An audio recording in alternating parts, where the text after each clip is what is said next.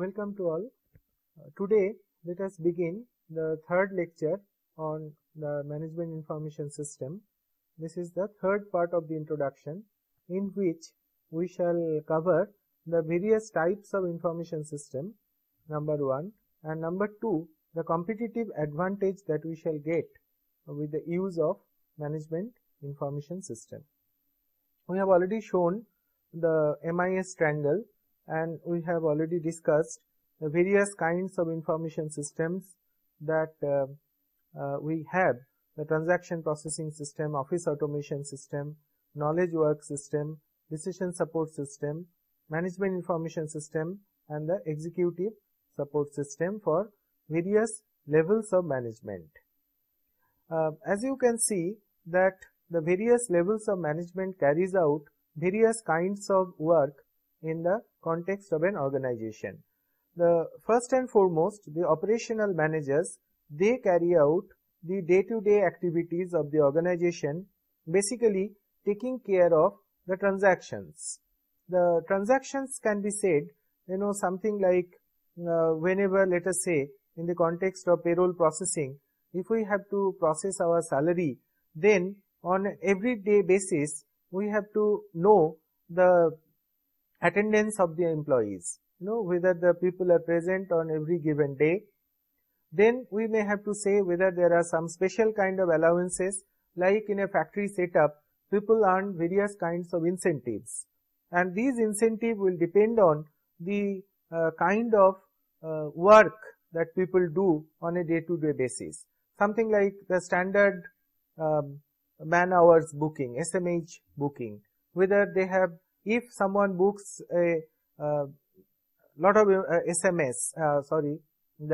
standard man hours, SMH, probably this particular worker will get more incentives. So all these transactions, they have to be coupled together and they have to be processed. So this is basically our transaction processing system. Then the knowledge and data managers is a class of its own. Basically, although they are put in the second level of hierarchy, but they have little in common with the operational level managers or middle level managers. The knowledge and data managers, they work on their own, and they basically try to solve problems of the organization and try to create an environment so that the operational managers or the middle level managers can work in a better environment tomorrow. And these kind of knowledge work and office automation type of work, basically they are more of scientific type of problem solving, the building of expert systems, building of knowledge systems, creating an environment of the office, something like say paperless office, those type of systems, they are coupled together at the knowledge level of management. At the third level, we have the decision support systems and management information systems for the middle level managers. See, the middle level managers, their purpose is to plan and control the operations. They have to see that operation level managers, they have the resources. Basically, it is with the middle level managers, the operational managers will ask for the resources, and these resources that will be obtained, that will be given to the operational level managers by the middle level managers. Now these resource bargain process, naturally they have to obtain, you cannot just give the resources to the transaction managers just like that. You have to see their work, you have to see the plan, you have to see the utilization of resources, the efficiency, the effectiveness, all these things. So you have to make decisions, and these decision making can be helped with the help of the decision support system, helped or supported the help of decision support systems, and the management information system, which basically would look at the summarized information and the exceptional information, particularly so that control process can be on, and also the summarized reports can be sent directly to the executive support system for strategic level of decisions at the top level of the management. So let us begin with the transaction processing systems. The transaction processing system is a computerized system that performs and records the daily routine transactions in the conduct of a business. So here the information inputs are transactions or events, processing, sorting, listing, merging, updating. Information outputs, detailed reports, lists and summaries. The users could be operations personnel, supervisors and so on. So we can see that, we can think of an example later, detailed example later. At this point, some simple examples like order tracking and processing, machine control, cash management, payroll, account payable and so on of a transaction processing system. Transaction processing system, as you can see here, particular TPS, transaction processing system. Let us think of a simple payroll system, and as we have said that the various inputs for them, the inputs for the payroll system could be the attendance,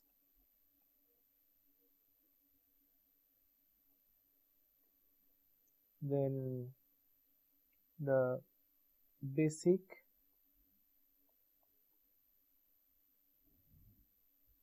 and DA,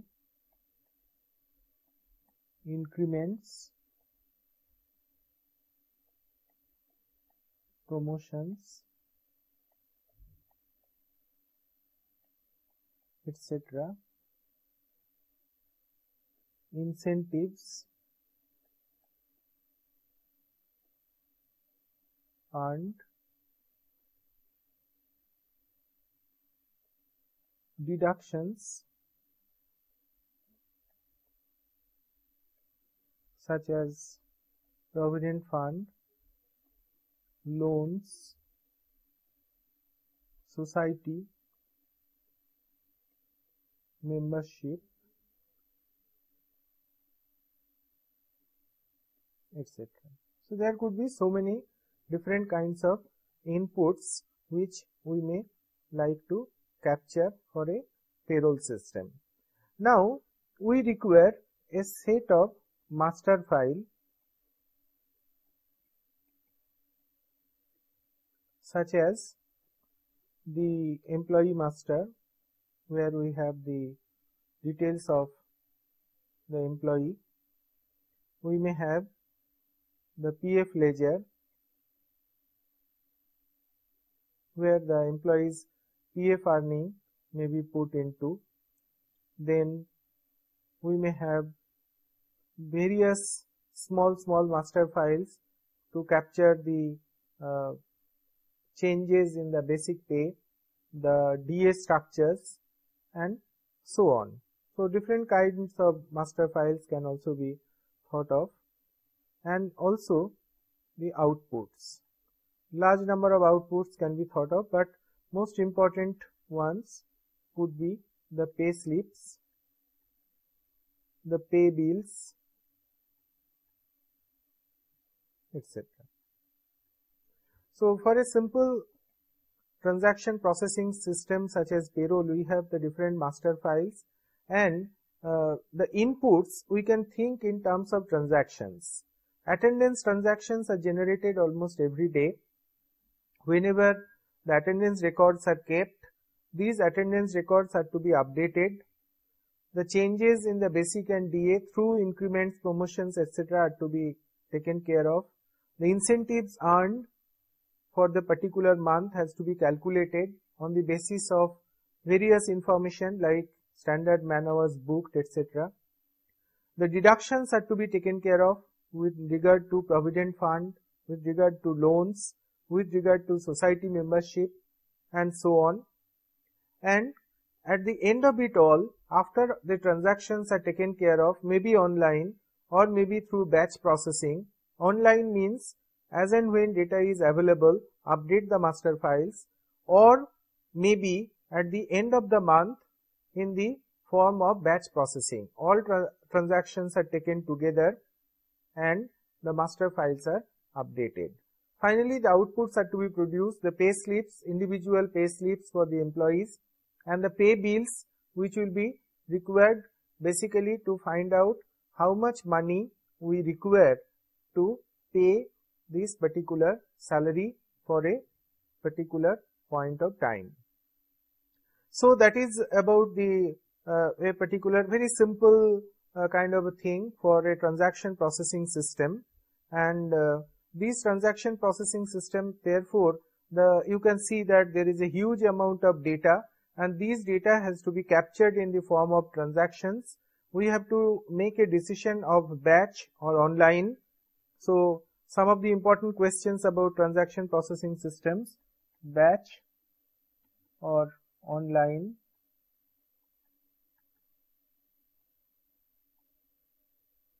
then master update,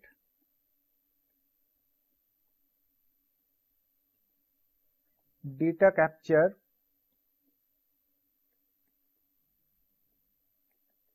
so validation, very important, and obviously data integrity.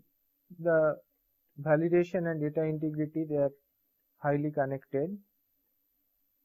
So all these are very important questions, that whether to process it at batch at the end of the period or update it as and when available, or we have the data capture, the master update process, the data capture process, the validation of data, therefore the integrity of data. That means suppose we have collecting some data. Suppose we have the data about someone is present 35 days out in a month. It is impossible. So, it just cannot happen. So naturally, this data is not really correct. So whether there is a way by which we can actually capture data. Someone is a group D employee and therefore his salary cannot increase the basic pay beyond a certain level. So if you find a basic pay for a group D employee which is much higher than what it should be, or even higher than what it should be, that means the data is, there is something wrong with the data integrity. So there are large number of questions. These are only 4 representative questions I have put here. All these questions have to be answered. Data is to be captured, validated, updated, processed, and finally the output is to be generated. So these kind of challenges are almost always true for a system whenever we are dealing with a transaction processing system. Now naturally the entire system analysis and design which we shall cover largely covers the transaction processing system. The transaction processing system, one can say, are like pillars or backbones of information architecture of an organization. So if the transaction processing systems are not in place, the higher level information systems like DSS, management information systems, executive support systems, they simply do not work. Now from transaction processing system, let's make a quick review to the your office automation systems. So we have seen the transaction processing systems. Now let us try to see the office automation systems. The office automation system serves the information needs at the knowledge level of an organization to aid the data workers. See, data workers means anybody who is working with data, not really processing of data. So in that sense, an person who writes programs or person who does information processing, obviously he is a data worker in some sense, but mainly this is meant for the kind of people, basically the office people, or even the people at the management level who are using data on a regular basis, who are using documents or using schedules, processing documents, managing them, scheduling, communicating. Say for example, if we have to take leave for one day in a particular organization, the manual system would require that we fill up a form, then we put it in the office, then from the office it goes to the appropriate manager, the manager sanctions it or doesn't sanction it, goes back to the person concerned, and the entire process is manual and it can take time, particularly if the concerned manager is not available. We can think of an alternate system where the whole processing is taking place in an electronic manner. If we can do it, we can call it's a kind of office automation system. Say suppose you can think of a library system where you can have the books online available at the click of a button. So this is also a kind of office automation system. Suppose you have prepared a particular timetable or a schedule, and if this schedule is made available to all the managers along with a whiteboard, and in this whiteboard everybody can put a comment about this particular schedule or the timetable, then basically we have done some kind of office automation. So our information outputs in the form of documents, schedules, mails. Users are usually clerical workers, but not necessarily. You may also have managers. Examples: word processing, image storage, e-calendars, etc. So these are all examples of office automation system. Now, knowledge work system. The knowledge work system serves the information needs at the knowledge level of an organization to aid knowledge workers. You see, the knowledge is something different from information. Information is something which is processed data and useful for decision making. But knowledge is, at one level up. You may even say it is a kind of processed information. So something becomes knowledge only when, it is something that gives you an extra capability to process information. So if you do not have this particular knowledge, probably you will not be able to process information in that much better fashion. So that's the basic difference between information and knowledge. And knowledge essentially therefore works with information, but not just information, whether you can build a structure in the information. When you are able to build a particular structure in the information, then probably you can say that, okay, we have gained a knowledge about the particular thing. As an example, think of a doctor. How a particular doctor basically diagnoses a patient. The doctor actually hears certain, symptoms or complaints from the patient, and probably does certain tests. So through the test reports and the observation of the patient, the symptoms, he actually analyzes and comes up with a solution to the problem of the patient. Now, the typical doctor-patient relationship you can also translate into, let us say, a machine diagnosis. Suppose you have equipment in your organization which are not working, there are faults. So the people, the experts, they actually looks at the equipment, find the machine condition through a set of vibration measurements or some other measurements. They finds out certain criteria about these particular machines, and through all these finds out what is the condition of the equipment, and comes up with a prescription what should be done. So it is a knowledge work in the sense that this particular process, how the particular expert is processing this set of information to come up with the prescription. If we can get something through which we can predict the process, then we can say that we have gained knowledge. Now you see, this is a very ambitious kind of thing. If we can really get the knowledge of a doctor, then we can be doctors ourselves. If we can get the knowledge of fault diagnosis of equipment, we can also do the fault diagnosis. Now we here probably mean the computer. So if we can put all these things in the computer, and we can have an information system through which we can translate this knowledge. So instead of the doctor, a software is the doctor.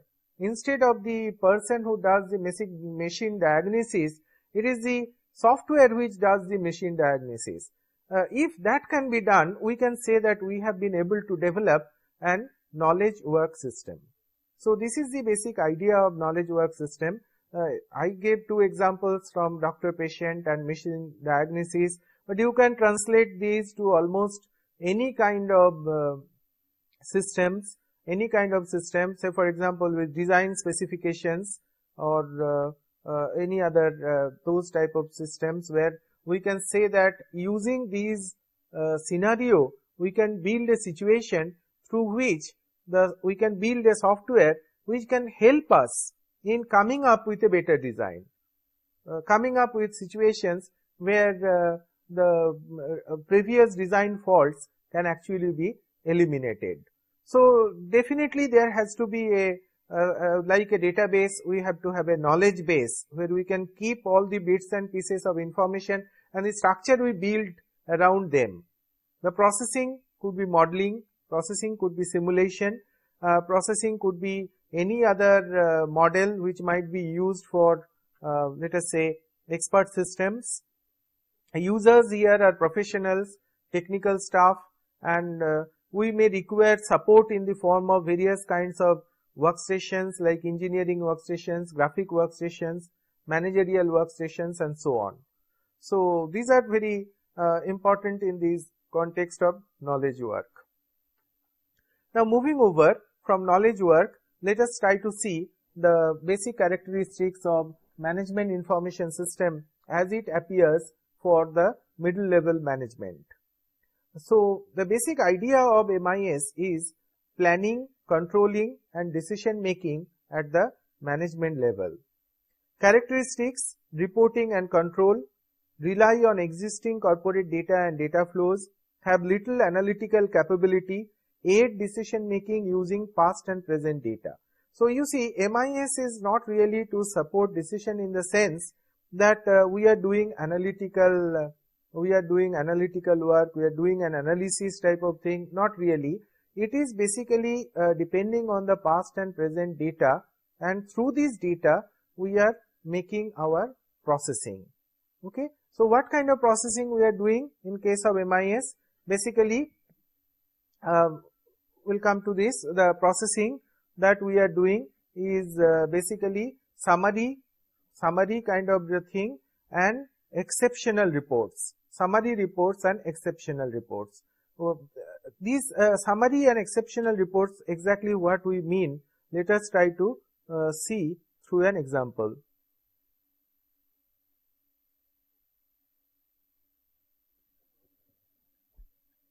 Okay, so let us see MIS, what exactly we mean by the summary and what exactly we mean by exceptional reports, because this term is coming back again and again. So let us say we have collected some information with regard to performance of a set of workers. Performance of a set of workers. So we have the machine shop workers and we have the plate shop workers. So machine shop, we have so many workers, employee 1, employee 2, employee 3, etc.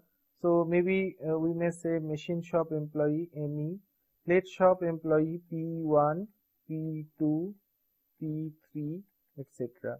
So all these details. So employee name, then after employee name we gave some kind of say presence, attendance, how say 90% attendance, 95% attendance, 55% attendance, etc.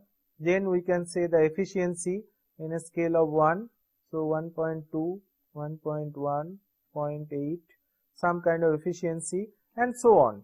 So all these measures. Now you see, usually the machine shop and plate shop can have a very large number of employees. So giving the entire set of report could be called a detailed report, and these detailed report can be called as this is like, you can call this a detailed report. So this is a detailed report which gives all the details about all the employees in the machine shop, in the plate shop, with regard to their performance, with regard to their attendance, with regard to their efficiency, with regard to their probably effectiveness, and many other such features. So this is like a detailed report. But after we have got this detailed report, we may like to have what is known as a summary report. So a summary report will be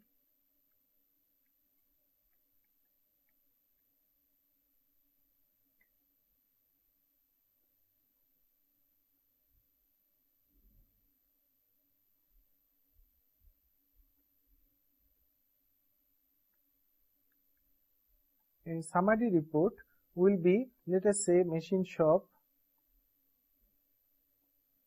say there are 250 employees and some other detail about them, and then we can say the average attendance for them is 90.5% and average performance 1.10.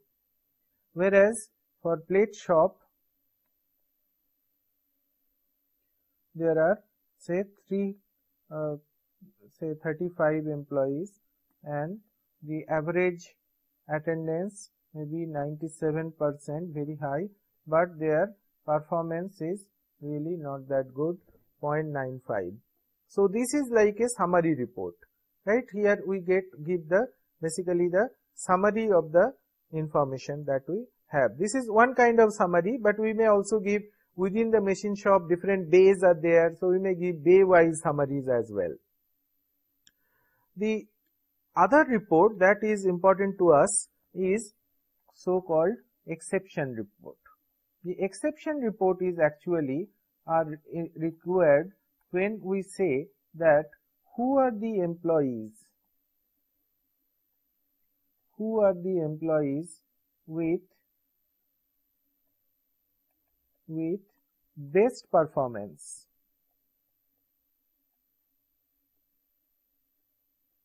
or who are the employees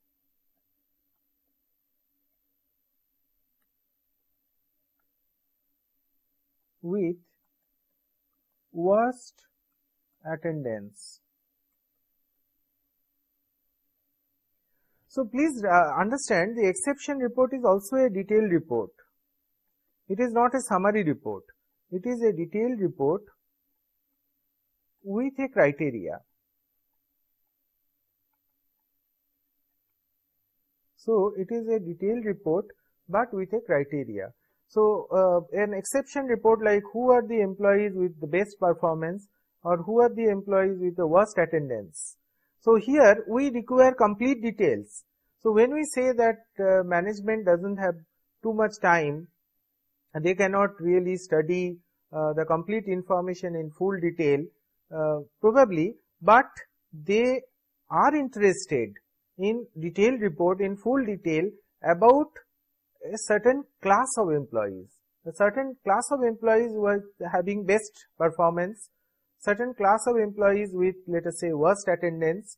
So for these kind of employees, we are really interested in complete details. So these are actually my exception reports. So both these summary reports as well as the exception reports are important in the context of MIS, right? So that is why what we would like to stress here, that is that MIS requires summary as well as exception reports, that is information output. Now we were talking about the characteristics of MIS. We have told some of them, like they should be reporting and control oriented, they should rely on existing corporate data and data flows, have little analytical capability, aid decision making using past and present data. They should be relatively inflexible. They should be internal rather than external orientation, and information requirements are known and stable. And finally, the development time usually 1 to 2 years, right? So those are some of the characteristics of MIS, and using these particular characteristics, the inputs summary transaction data. So where from we get the summary transaction data? We can get the summary transaction data from the transaction processing system. For every therefore and management information system to be useful, to be working, we should have a transaction processing system available. Basically, the transaction processing system will provide us with the detailed data. From that detailed data, we create the summary report as well as the exception report, which then we utilize for what purpose? For decision making purpose. So that's the important thing.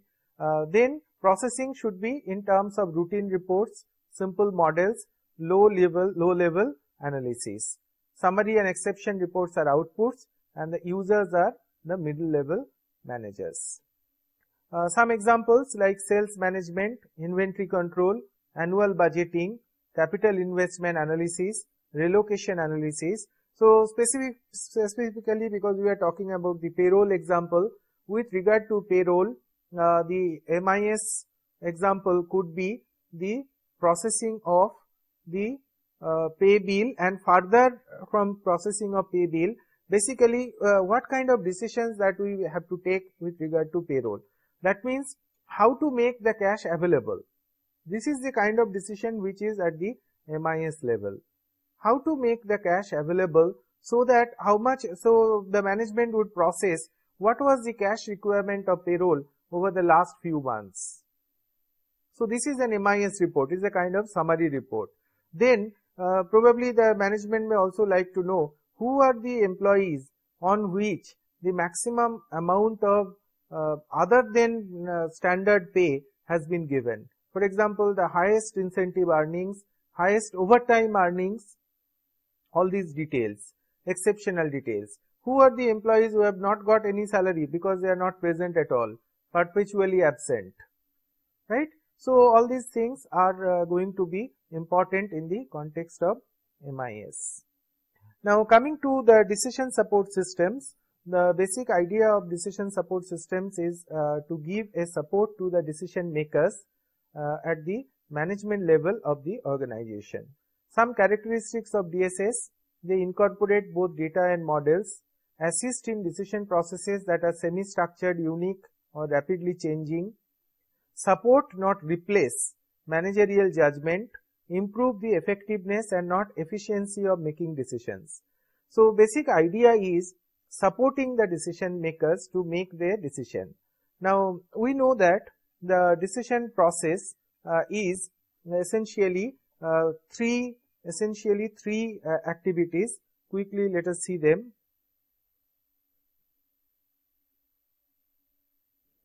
The decision making process.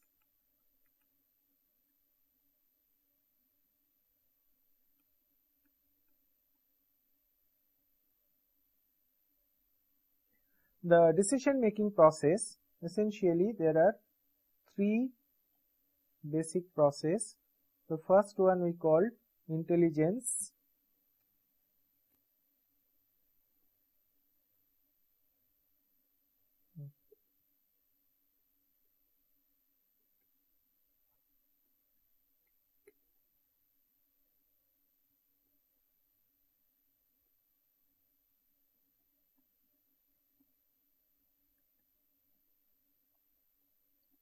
Then we have the design process, and then we have the choice.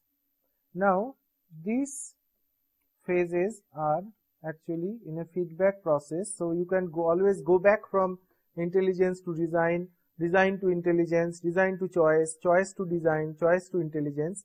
These processes are having a feedback mechanism. Intelligence essentially means collection of the data, the model, the information regarding the decision, or any bits or pieces which will be important in the context, in the decision making context. So entire gamut of models, the data, the details, the modeling parameters, everything are part of the intelligence. On the basis of the intelligence, we carry out the design. Design means design of different alternatives, design of decision alternatives. Now from the various decision alternatives, we have to make a choice. How do we make a choice? Basically through a model. So we can see that we have the data here for intelligence, and we must have a model. So that means and all these process, because whatever model we build, it has to be through a process of interactive dialogue, because we cannot expect the managers to know the nitty-gritty of our particular modeling process. So basically, whenever we talk about a decision support systems, we must talk about three simple things. One is an interactive dialogue system, two, a database, and three, a model base. So there should be an interactive dialogue process, basically a dialogue system through which the manager or the person who is using the DSS interacts with the system, interactive dialogue system, a database and a model base. So these are three important components of a decision support system. What is the basic idea? The basic idea is not really, so going back to the previous slide, so in the intelligence, design and choice, it is really not the purpose is that we mechanize the choice. No, not at all. The idea is design the various decision alternatives, make them available to the manager to make the choice. Let's give a simple example. Suppose we are making a decision support system for making the choice of a particular inventory control model. So we have different kinds of inventory control model like the RQ system, RS system, etc. And let us not go into the detail of that, but let us at least understand that there are various inventory control models and we have to make a choice of a particular type of inventory control model. What we need to do here, we need to collect data about all kinds of inventory situations and then we design the various alternatives. What are the alternatives before us? Either we follow an RQ system where we have a particular reorder quantity and an EOQ where the ROP, the reorder point and EOQ, they have certain fixed values, or we can go for a periodic review where the periodic review period is something and we have an order up to level rather than an EOQ. So these are various designs. Now which design will be best with the given data? So the various models that we have, these models will actually evaluate the various decision alternatives and tells us that these are the values. But the final choice should not be done by the DSS, it should be left to the manager. Why? Because you see, apart from the model that we have built, because no model can be 100% realistic, the manager's mind may have many other points which we might have missed. So it is always preferable that we should not try to automate the decision in managerial situations. Obviously in some ordinary situations we can automate the decisions like real-time systems, very specialized class, operational decision probably we can automate like our automatic teller machines which gives the cash automatically. But when you are taking a decision which inventory modeling model to follow, this is a managerial decision and implications are far-reaching. Do not take the decision. The decision may be taken by the manager. The system will only give us various decision alternatives. So that is the basic idea, and we can see here that in case of decision support system, that is we can see that we have different kinds of information inputs like low volume of data, analytical models. The processing should be interactive like simulation, various kinds of analysis. The output could be special kinds of reports, decision analysis and the responses to queries. So that is the basic idea.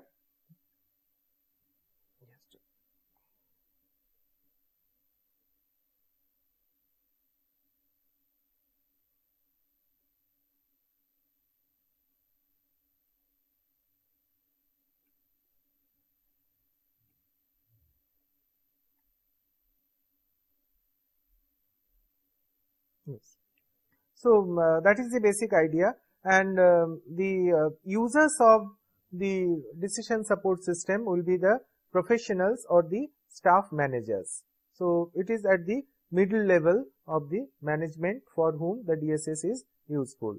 Some examples: sales region analysis, production scheduling, cost analysis, pricing and profitability analysis. Then executive support systems, they serve the senior managers of an organization for the support of strategy level decision making.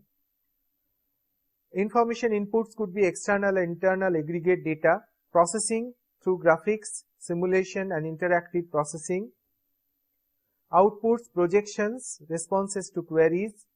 Examples like sales trend forecasting, operating plan, budget forecasting, profit planning, etc. Now, basically the executive support system, to understand, we have to understand the executive support system in a slightly different way. The basic idea of an executive support system is like this. Say, think of a large organization and the corporate managers are sitting at the corporate office and they are trying to decide on a particular product launch, a new product launch. And you see, you have the various kinds of old products already available. Since you already have the old products already available, you would like to see their sales trend over the past so many months or years or something like this, and then decide on a particular product launching, what you say, that capability of the new product. Basically, you are making a decision whether to launch the new product or not. It's a highly top level decision to be decided at the board level meeting of executives at the very top level. Now, down the line, you have got various kinds of reports, various kinds of very broad summary reports of sales district-wise analysis and various products, etc., etc. But then, someone points out that this particular region, region A or region B, this particular product has not performed as well. That means we are going to launch a new product, and the specific characteristics of this new product which was there in the previous product, in spite of that, it has unable to capture the market, and it is not clear whether these new product characteristics will be really useful in this particular region. So when this was pointed out, the other board members would immediately like to know, okay, if that is the situation, what is it that we should do under this situation? What we should do? That means, can we get more detail about this particular region, about this particular product characteristics? Now, if you have to depend on manual reports, manual processing, then it may take long time before such information could be made available. But board meeting you cannot schedule again.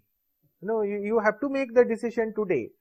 So if you have the information support through, let us say, local area networking, wide area networking, connecting through communication links, and you can actually find out, maybe from the local computer or from the remote computer, the particular information about the sales trend of this particular data, then you can actually have a forecast of this particular sales trend, the details you can obtain, and you can have a better decision.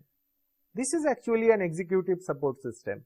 So executive support system need not only the information at the summary level or exception level or only those which are available at a given point of time, but it is the complete capability, the communication capability, the networking capability, and everything that are required to really drill down, that is the word, drill down to the bottommost level of the organization.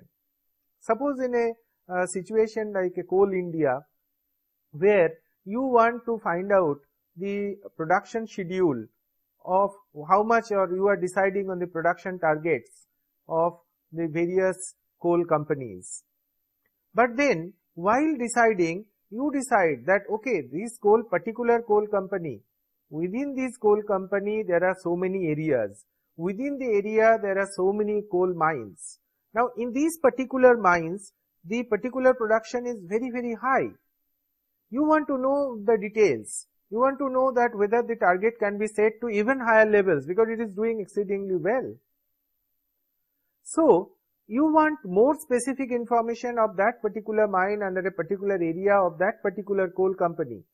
If you have the network connectivity, if you can really reach that particular computer, if you have the facility, you can actually see or drill down details to that level. If these capability is available, it is a kind of executive support system. So executive supports are required in that way, right?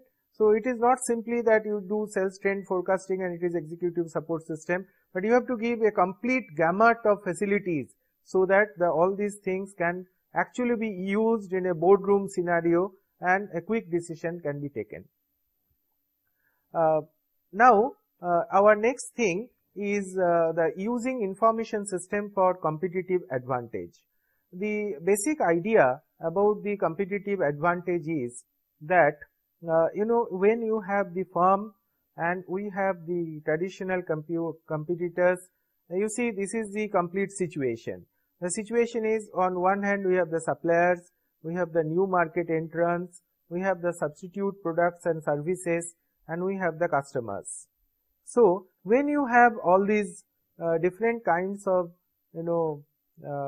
setting, that is, the firm has to not only compete with traditional competitors, but it has to compete with the new market entrants, with the suppliers, with the customers, not really compete, but in a situation where they are bound by all these constraints.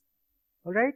So you have to think in a bigger manner that what are the substitute products and services, who are the customers, who are the suppliers, who are the new market entrants, and how exactly we can combine the whole thing to use the information system as a competitive advantage. Now basically the competitive force model essentially gives three basic ideas. One is through product differentiation, that is creating unique new products and services that can be easily distinguished. Focus differentiation, creating new market niches by identifying a specific target for a product or service, or developing tight linkages to customers and suppliers, creating ties with customers and suppliers to lock customers and tie suppliers. So basic idea is that create products which are really new, product differentiation. Focus differentiation, creating new market by identifying a specific target, that is give products not only to a set of customers, but let's say suppose you target on IIT community, and these IIT community basically, because it's an academic institution, you basically give an high value pen, a writing instrument which is really very different from the others, and the academic community will love it. So even if the price is a little high, you know that people will go for it. So it's a kind of focused differentiation. The other idea is you have a very good customer relationship, the linkage. It is like, even if I know my newspaper, I get very late.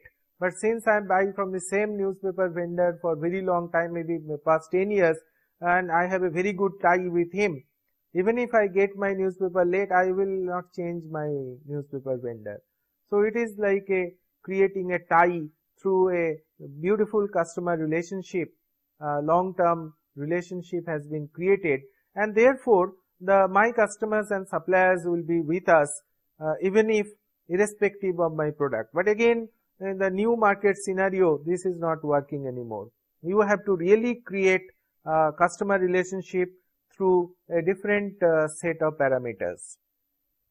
Ultimately, become the low-cost producer, producing goods and services at a lower price than competitors without sacrificing quality and level of service. So information system can actually make them competitive. That's what we have to build. So some examples, suppose we have the supplier inventory, we have the delivery system. Let's say an example of prevailing delivery practices as hospitals. So we have the supplier inventory, we have the delivery system, we supply it to hospital storeroom, to the hospital wards.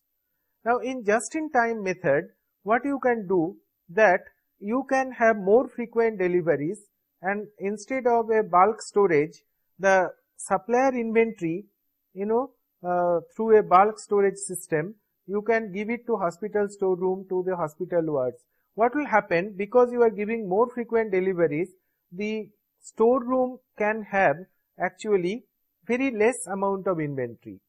If the inventory falls, naturally the performance also improves. So that is one idea. But even better idea could be a stockless supply method, where you have the supplier inventory and directly you actually supply to the hospital wards. So your inventory is not carried by you, your inventory is actually carried by the supplier. So that is the idea of supply chain, where you do not even require a hospital storeroom. That will give you a very basic advantage, and that kind of linkage if you can create, you can always gain in a tremendous manner. Okay, so that is the basic idea of information system as a strategic resource, and I think this is a very important point. We need to delve into it further, and we also need to see the linkages between the organizational situations and information support in our next lecture. Right? So thank you very much.